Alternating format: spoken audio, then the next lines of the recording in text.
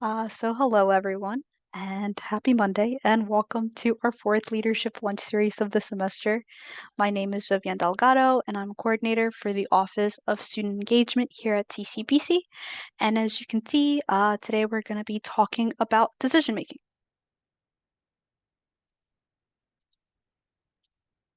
So the purpose for this presentation is to equip you with some practical skills and knowledge on how to make informed decisions in all aspects of your life, whether it be an easy decision or one that you might be contemplating with. So why does decision making matter? Well, decisions help us shape our future. If we want to be successful in life, we need to be able to make good decisions. And of course, if we make poor decisions, we will have to face the negative consequences that come from our actions. And then, of course, whether we like it or not, we might make a decision today, but we have to remember that the decision making is a process that we may have to touch up on that decision that we made a day from now, or 2 weeks from now, or a year from now. So to set ourselves apart and just demonstrate those inner leader skills that we all have within us, we need to be able to make well-informed decisions. And this means that we're using our analytical skills, we're using our ethical skills, that emotional intelligence that we're trying to build up to make the right choices. So now let me ask you a simple question. Do you find it easy to make decisions? And you can either just type in the chat or unmute yourself, whatever you feel comfortable with. And there's no wrong or right answer. I would say that I'm probably like most people where I might have difficulty making some decisions in some areas of my life because it's like harder to balance out the pros and the cons. So with those, it leaves me thinking like, hey, if I made a decision, did I make the right decision? And it can cause worry or some sort of anxiety behind that. Yeah. So today we're actually going to touch bases on like the anxiety that decision making brings up, and like sometimes we feel like we're the only one that experience it, but actually we all experience it. It's human nature. And like you mentioned, it all depends on the context. That's what it always will come down to. So sometimes we have those easy decisions that we make every day in our lives, like what time should I wake up at, or should I brush my teeth? And you probably should. And then you have those harder decisions in life, like should I buy or rent a home? Should I go out with my friends today if you're not feeling too well? So in all, there's different contexts. So I'm gonna take some time to read what you guys said in the chat. So again, some of you said depends on the issue, something personal I find easy, but it involves people, it does get more difficult. Sometimes it depends on the situations. Yeah, I make decisions after considering the consequences. Yeah, it depends on the decision at hand. I always try to look at how it'll benefit me or not benefit me. I find it easy to make decisions most of the time. And then someone said, I find it easy to make difficult decisions, but surprisingly easier ones freak me out. Yeah, sometimes we overthink and we can be our own enemies. So thank you for sharing, everyone. And now I'm gonna show you the different types of decisions that we'll face in life. So we'll encounter three usually. So we have routine, which I like to think of as easy mode, since these are your everyday decisions like uh, what time should I go to bed, which I mentioned earlier. So these are things you do like habitually, like you're familiar, like there's no second guessing on what you need to do. Uh, and then we go into a little more harder level that I like to consider, which are strategic decisions. And these are a little more harder because the choices you make are significant and will come with a long-term impact. And when we're making strategic decisions, we should also be considering using the decision-making process, which I will show you guys in the next slide. So some examples for this would be like, where should I transfer after graduating from CCBC? Or should I go immediately into the workforce? So whatever choice you end up making will have a significant impact in your life. And then we have crisis, which to me, I like to consider like the extreme level or like the extreme mode, since no one can predict when it's going to happen.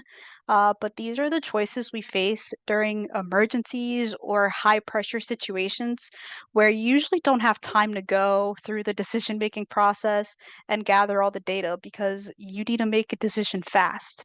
So, an example for this would be like, um, if a family member is unconscious and you need to make a choice for them.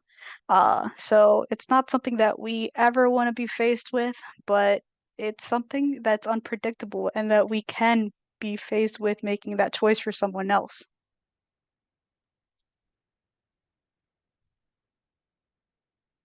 And like I mentioned, this is the decision-making process. I call it the decision-making process pyramid. It's a mouthful. But it's really popular for businesses to use, and I believe that it can be equally resourceful and helpful for us whenever we need to make a strategic decision. So as you can see, we're going to go ahead and read the pyramid from bottom to top. So the first thing you'll do for this process is you'll want to identify the problem or the decision that you need to make. So usually this is an easy step.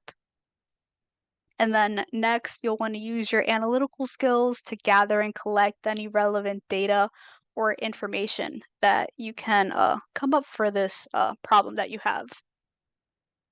And once you have all the possible data that you were able to gather, you'll start evaluating and creating possible solutions. And then you'll kind of test them out against each other to see which one would be the best choice. And then eventually, whatever you decided was the best step from step three, you will use it for step four to make your decision. But we're not done yet. You still need to implement the decision and, of course, keep an eye on it to see if it's working as you thought it would. And if it's not, can you like minorly tweak it, or do you have to go back to the drawing board and maybe start from step two or step three? And we need to remember that it's not the end of the world if we make wrong choices, even if they're driven by a lot of data. It's life is imperfect, so we have to be prepared and not get discouraged if we need to go back. And then just like we have different options to choose from, there are also different styles that we can use to make decisions. So we have the folks that can make decisions quickly and independently, while we have other folks that like to involve others and so forth. There's different styles. But today I picked out four that I feel like you're either gonna use one day or you're gonna run into. When you're in your leadership position or that you may see a supervisor using. So to start us off, we have autocratic decision making, and this is when you have a leader or someone in power who makes the decisions alone without the input from anyone. Sorry. I will answer your question after I do autocratic. Give me 1 second. Um, so you see autocratic decision making like, for example, a soccer coach deciding on who they're gonna put in versus who they're gonna take out of the field, or a dictator announcing a new law, or like a fire chief ordering their firefighters to go inside of a burning building. So I like to think of it as someone who has authority over a group of people, and it's either their way or the highway. The pros of this is since it's just one person, These decisions can be made quickly and decisively since you don't have to consult anyone. Um, so this style is your go-to style if you ever find yourself in a crisis, which we talked about earlier, because you don't really have to consult everyone's opinions. You kind of do what your instincts or the data that you were able to gather quickly is telling you to do. And then since it's only you in charge, it's usually very easy to maintain control over situations and over the people that you're watching over. Um, on the other hand, leaders that use this style can see resentment from their team members since since they're not being consulted. If one person makes all the decisions, this kind of turns away creativity, so everything is just pretty straightforward. It doesn't go left or right. Sorry. And then leaders may think that they have all the information, but that's actually not true. Sometimes consulting others can help you make the right choice. And then a tip if you find yourself using this style or if you find yourself in a leadership position where you need to use this style, I say try to be transparent with everyone. Like, yeah, it's cool to be in control and have power, but be kind. And if someone asks you to explain your thought process, go ahead and share that with them because that way they kind of feel like they're in the loop and they feel like they kind of matter in a sense. Um, Try to be open-minded. If someone comes to you with some advice or some words of wisdom, try to listen. And of course, be fair. I always say, treat others how you would want to be treated. So try to put yourself in the shoes of the team members that you're making those decisions for. And then I have a chat message from Miss Gray. How do we tell someone that they are making a poor professional choice?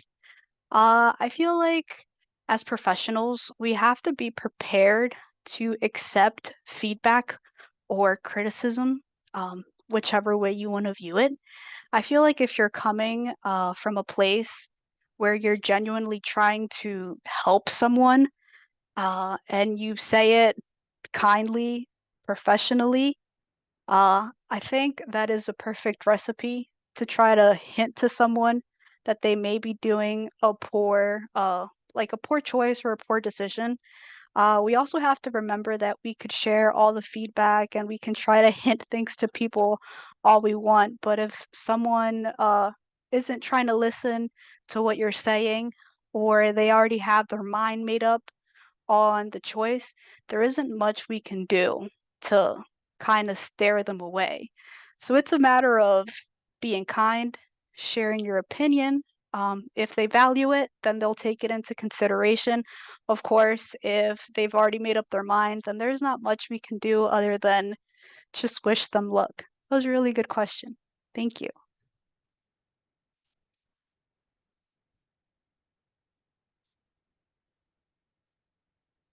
And I have another chat, of course. Um, so the second style is collaborative decision making. And this we see a lot in like a great amount of teams. Like this is where you have a leader who is actually involving their team members and seeking their input prior to making any choices and or decisions. You see this style being used like in government, businesses, parents use this style to make decisions.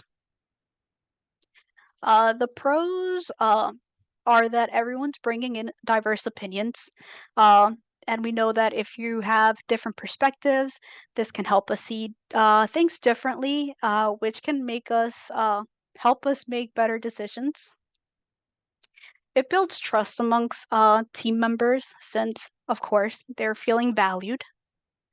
And creativity and innovation flourishes because all ideas are being accepted and they're actually being considered for a possible decision. The bad things is that it can be very time consuming as everyone has something to say and everyone's going to have their different opinions. Uh, it can also be hard to please everyone, so reaching a consensus may be difficult on your end. And then, of course, dealing with different personalities and different opinions can kind of become overwhelming and they can start taking a toll on you. My tip, if you decide to use this style, is to always create an environment where people feel free and just comfortable to just share their thoughts and opinions, even if they may be a little silly sometimes. But sometimes listening to people and then giving them feedback and then knowing that there might not be any repercussions can make people just have a sense of community, which is all what collaborative decision making is all about. And then we have rational decision making, and this is when you make a decision using logic, evidence, just to consider all your alternatives and to select your best decision. I usually like to connect rational decision making to strategic decision making, which of course uses the pyramid that we talked about earlier. Uh, so since you're conducting research, you're reducing bias because you're collecting the good, the bad, the ugly. You're being thorough with the different options that you're considering. So then you're kind of building your own roadmap on how you're going to follow and how you're going to execute your decision. And this style allows for transparency because if anyone were to ask you where you got these facts from, you can literally go back and be like, here's a proof. This is why I made that decision. The downside to this, of course, is that it takes a lot of time to identify the issue, gather the facts, come up with different solutions, weigh them out, and then finally make the decision. It can be unrealistic, since you may think you have all the time, all the resources, and all the data, but that's just quite impossible. And then, unfortunately, there's this thing called analysis paralysis, where you just get stuck in the decision-making process where you're never able to make a decision because you're stuck on being perfect and trying to gather all the possible data and making the right decision.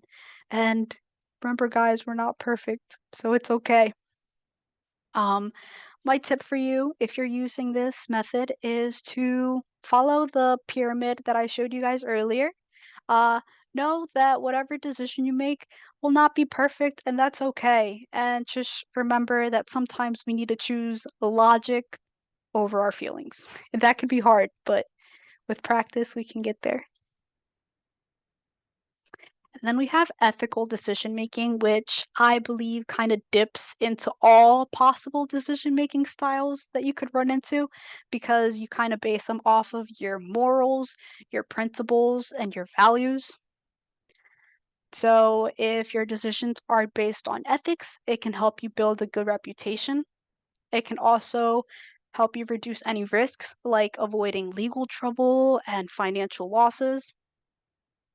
And usually, when environments use ethical decision making, it kind of creates a sense of positivity since employees are being held to a standard. And if they all see each other working ethically, then it kind of means like, well, if I make the wrong choice, that's not going to look good for my reputation. So everyone just tries to go with the motto of the company or the organization or the school or whatever you're part of.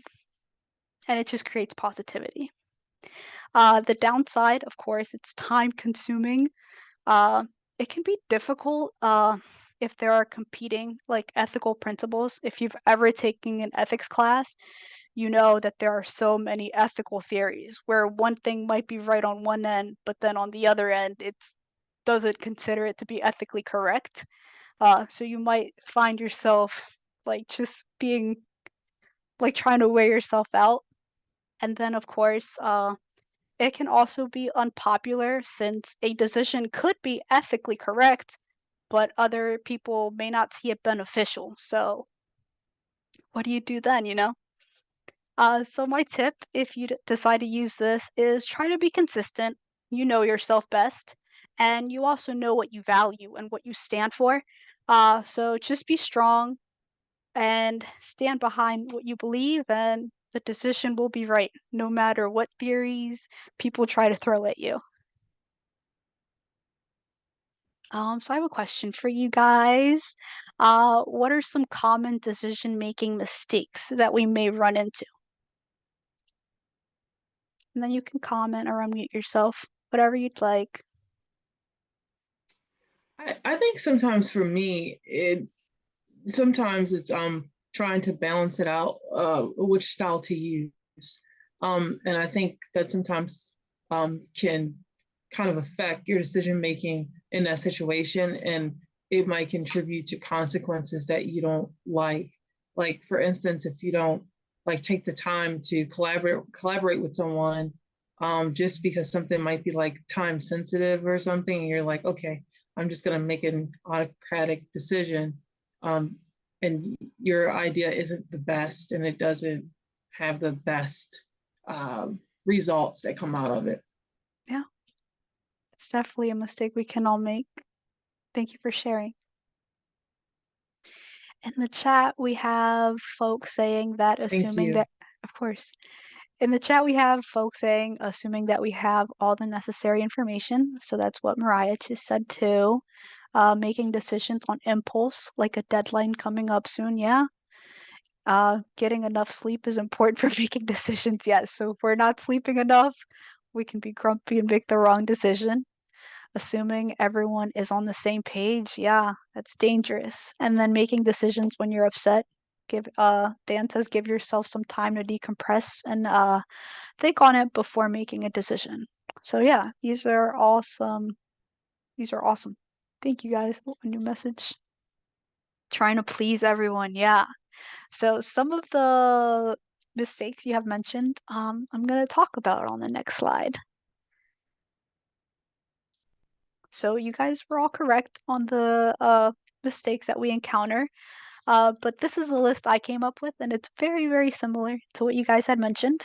So the first one I mentioned was overconfidence, because we can be our own enemy sometimes, as we can overestimate ourselves and our abilities and think that we know everything and we have all the right knowledge. That can definitely be our downfall. Sometimes we like to rely on our gut. I am definitely one of these people. And while it can be helpful, we still need to base our decisions and our choices with logic, not just because of an instinct we're getting in our stomach or our brain is telling us something. Anchoring bias, meaning that we start our research and the first piece of information we get, we will stick to without considering anything else. We also have confirmation bias, and we all do this. We choose to see what we want to see, we choose to hear what we want to see, and we could be presented with all the information in the world, but if it's not what we want to hear or we want to see, it really just doesn't matter. Um, Groupthink, uh, like some of you mentioned, sometimes we're part of a group and the leader or someone that we're all looking up to makes a decision for us, and we're all just gonna nod our heads and agree just because we want to make sure that the group stays happy and everyone's in harmony. But are we doing that because it's correct, or are we doing it because we just want to make others happy? Impulsive choices, which you guys also mentioned. So we have these decisions to make sometimes, and we just do it with minimal thought or any second consideration, and we're just like, whatever. We don't think about the consequences, which can be dangerous. To help us combat these mistakes, I came up with three decision-making tools that I found online, which I feel like we can all do. If we have a piece of paper, we could do it on our phone or anything that we can write on if we're ever facing some decisions that we're kind of feeling like we're contemplating with. Uh, so the first one I want to talk about is the SWOT analysis. So it's a very simple tool. As you can see, it's just a box with four squares, but it's still powerful as it helps you identify the strengths, the weaknesses, the opportunities, and any threats associated with the particular decision that you may be battling with. You can use it for strategic decisions, any personal career moves, if you're considering switching over to a new major, or if you're at work and you have to do a new project, or present a new project, you can definitely do this. And we will be doing an interactive activity at the end with the SWOT analysis so we can practice with it. And then pros and cons, which we've been taught to do since we were in elementary school. So you make a list, of course, the pros of that decision versus the cons. Pretty self-explanatory, and I'm pretty sure we've all done it before. But the one I really found interesting while performing my research for you guys was the decision matrix. It's a little more complex because it has to do with math, but I think the math kind of breaks down the decision for you. And like if you were contemplating multiple choices, it kind of gives you solid data on which one to choose. Um, so you'll do a chart. So you can either do this like on Excel or if you just have a piece of paper somewhere. Uh, and you'll have to be contemplating like more than two choices, not one or two, because I don't know. You could do it for two, I guess. But I did it for three. So on one axis, let me get my pointer out. So on one axis, you'll have your options, right? And then on the other axis, you have your criterias and your total score. So you'll ask the question that you're trying to figure out the answer to, or the decision or the solution to. So my question was, what should I cook for dinner tonight, right? So the options I gave myself were pasta, ramen, stir fry. So I listed them. And then for the criteria, this is what matters to you on making the decision. So for me, it was how easy is it to cook? And then how healthy is it? And then can I afford it? So then you end up just putting a weight to your criteria. And of course, criterias can only add up to 100%. So then I gave it 40, 30, 30. And then the last portion is just for you to know that one is the lowest and it meets the criteria the least amount, and the five is the highest, which means the criteria the most. So then you just go in and fill in the boxes, and then the math part comes in. So for the math, where'd my pointer go? Sorry. So for the math, you'll just take the score you gave. So I think I did ramen for the example. So for ramen, for the ease of cooking, I gave it a 5. So then I just multiply it by the percentage, and then percentages we have to turn into a decimal. So then I just did the 5 times zero point 0.4, and then I got 1.2. And then I just go down the line, do the same thing for all of them. And then you just end up adding the 1.2, the 0.3, the 1.5, and then you get your 3, and then you put it in here.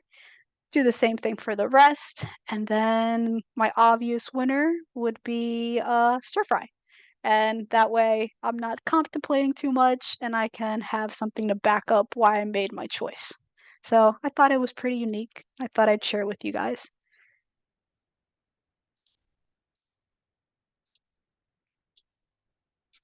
And like we mentioned earlier, anxiety and decision making is something that is so common and so normal that we shouldn't feel bad about it.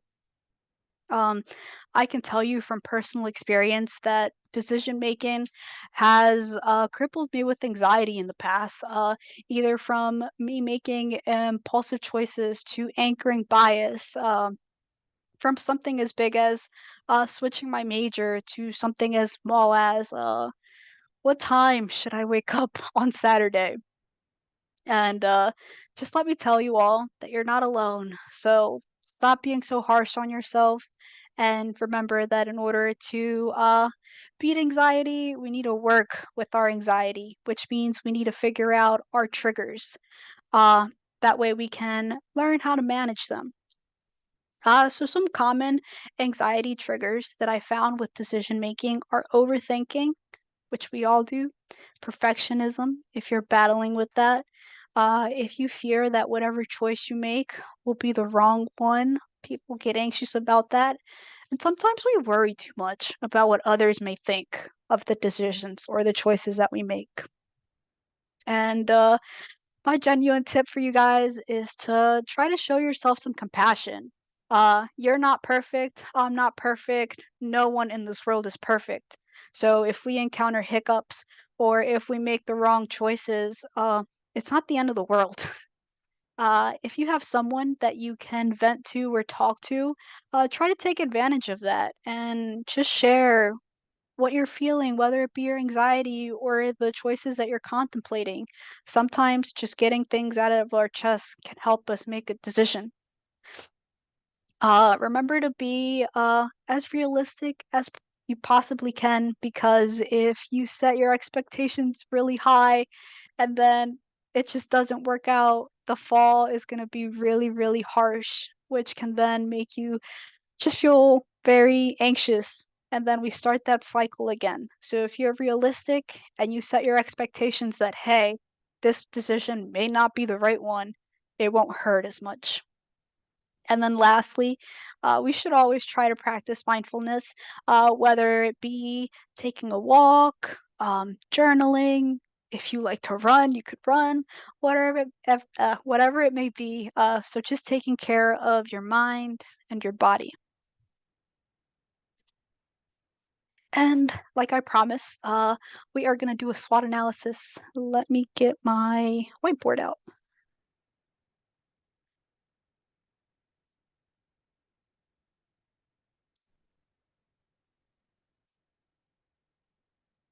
Okay. The scenario for our SWOT analysis, like I also wrote it on the side, if you forgot what SWOT stands for, strengths, weaknesses, opportunities, and threats. So our scenario is that you are a college student currently majoring in education, but you've been thinking about switching majors to nursing. So I want you guys to put some strengths to switching to nursing, some weaknesses, some opportunities, some threats. There's no right or wrong answer. And then we'll see what we came up with.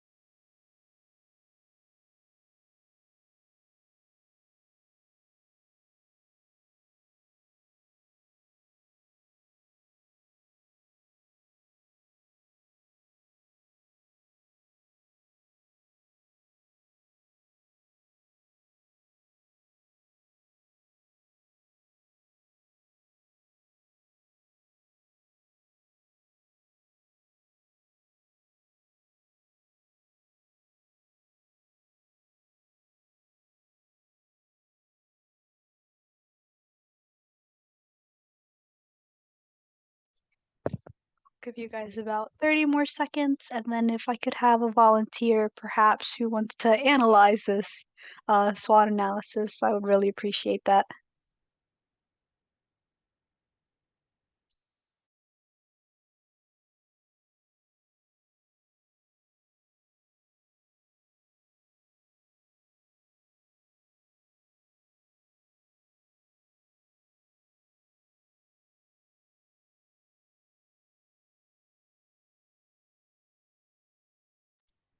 Okay. Do I have a volunteer to analyze this?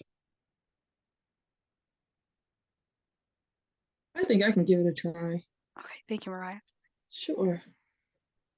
So I think everyone's thinking the same thing when it comes to the strengths and weaknesses. Um, there's a fear of change, of course, things being different. That's gonna play into your new decision, whatever decision that you make. Also, the strengths, some of them could be the same as the weaknesses, is what I've noticed. Learning something new could be a good thing or a bad thing, depending on how well you expect to do in that new course with the information that you've given. Um, and then opportunities wise, you have the opportunity to develop new skills, so that's always a plus. But you also may face impacts on your family and on your current studies as well. Just trying to, I guess, move over to a different way of studying too. Needing to develop a new plan because you already had your plan in place with your old major. So it might call for different needs in nursing. Thank you. So do you think after using the SWOT analysis, you would be able to make a choice, or do you feel like you would still need to do more research on whether you should pursue nursing or stick to education? I think for me, this would give me a good idea of where to go because I think that there are enough pros and cons there to help you make a decision. But I guess if you were in search of perfectionism, then you would probably go and try to get more information, which could be a bad thing too. Yeah. So yeah, I think I can make a decision off. Yeah. Well, thank you everyone for sharing. And I'm glad that we were able to come to a consensus. And I really liked seeing some of the patterns of what a student who is contemplating this choice may be dealing with. So let me go back to my presentation.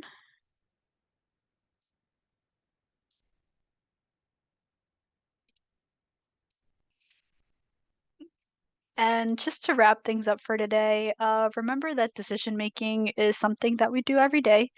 So we should try our best to properly make decisions.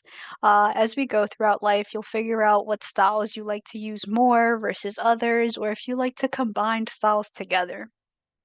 And if you're feeling stuck, try one of the tools that we talked about out today, or do a quick Google search. And there's so many different decision-making tools that you can check out to see which one you like best. If you're feeling like anxiety sometimes takes over, remember to never let it win. Work through it. Ask for help. Reach out. Just never be afraid of failure. And that's all I have for you guys. Um, Thank you for coming. I really do appreciate you guys coming out. Does anyone have any questions? Yes. Abdullah, your hand is raised. You can unmute. Okay, hello everybody. Hello. Excuse me, I came like very late because Mm-hmm. I had another meeting, so